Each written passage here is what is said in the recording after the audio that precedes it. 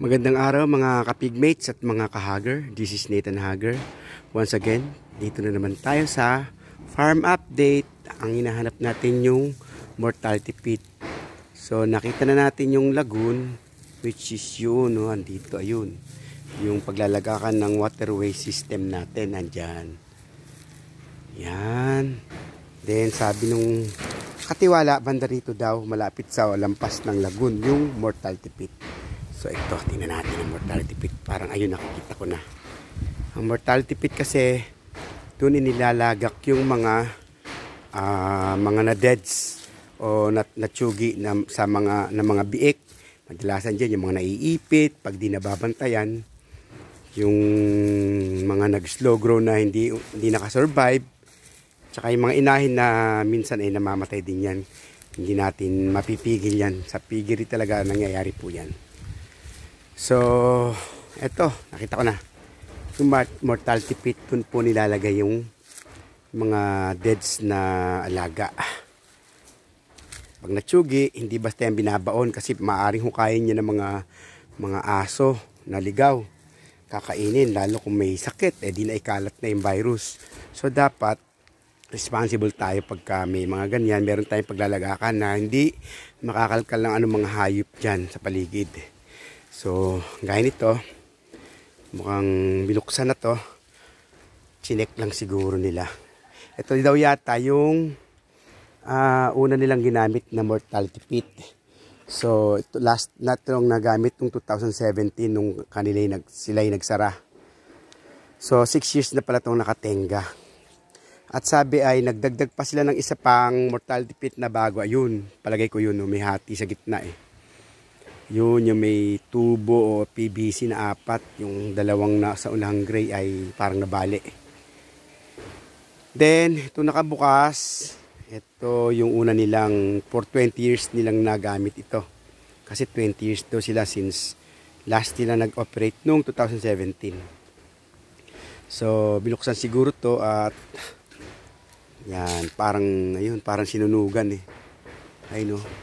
Oh, mga lupa na. Siguro ito yung mga dating mga deads dyan na na-decompose na. Kasi lupa na siya, oh. Tsaka may mga buto-buto sa paligid. Ayun, oh. Ayun, may buto-buto. So, ang gagawin natin dito, paulitan natin, pasusunugan natin yan.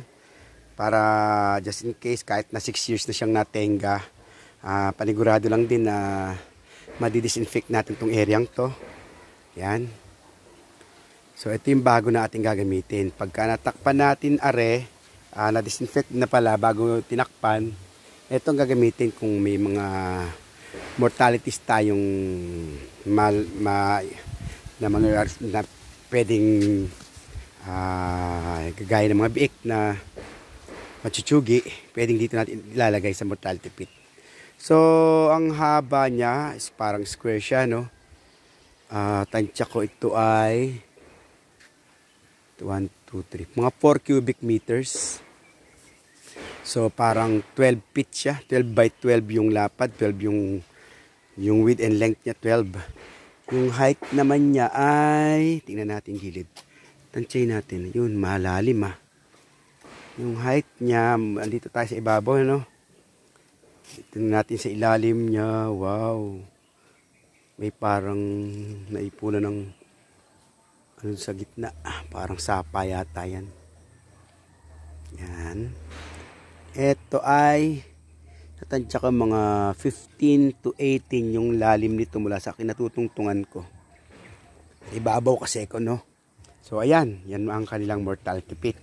So ito ay binubuksan, dito nilalagay ang mga deads na biik at saka mga inahin, something ganyan, kung sakaling may machuchugi, dyan nilalagay na de-decompose ng kusa. Sa ibang farm kasi, no, para mas mabilis ma-decompose, madaling masunog kahit di mo na lalagyan mo na lang ng, sabi nila yung ipa raw, mainit kasi yung ipa. So kapag may natsugi ka dyan o para mas madaling ma-decompose, lagyan mo daw ng ipa. Oo, yung mismong corpse o yung dead na karkas ng natsugi na alaga. So para mas madaling ma-decompose daw yon. Yon, siyempre, i-disinfect mo pa rin kapag ikaw ay magtatapon dyan sa septic na yan ng mga natsugi na alaga. Okay? So, yun lamang po.